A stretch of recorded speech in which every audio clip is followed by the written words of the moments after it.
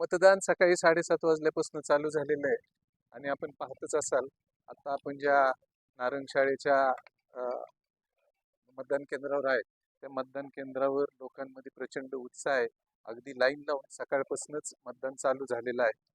दौंड नगरपालिकेची निवडणूक जवळपास 9 वर्षांनी संपन्न होत आहे आणि लोकांमध्ये एक वेगळाच उत्साह आहे. आणि एक गोष्ट नक्की आहे, 100% बदलाचं वारं आहे.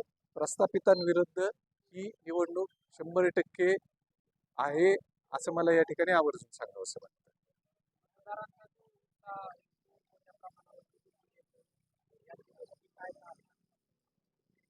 मी जसं आता सांगितलं, लोकांना बदल पाहिजे, नवीन आणि तरुण चेहरे पाहिजेत.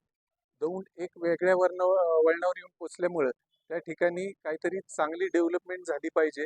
आणि आम्ही जो अजेंडा राष्ट्रवादी काँग्रेस पार्टी म्हणून घेऊन गेलो होतो की आम्हाला मूलभूतच सेवा पुरवायच्यात, म्हणजे ज्या प्राथमिक सेवा आहेत, लाईट, पाणी, रस्ते, ड्रेनेज आणि घनकचरा, ह्या ज्या गोष्टी पुढे घेऊन गेलेल्या आहेत, असं वाटतंय की या गोष्टी लोकांना मान्य झालेल्या आहेत. त्याच्यामुळे बदल 100% होणार दौंडमध्ये.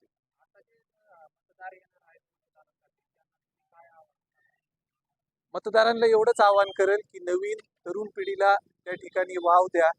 दौंड शहरामध्ये जे प्रस्थापितांविरुद्ध जे वारं आहे त्या वाऱ्याबरोबर किंवा त्या प्रवाहाबरोबर आपण सर्वजण सामील होऊ.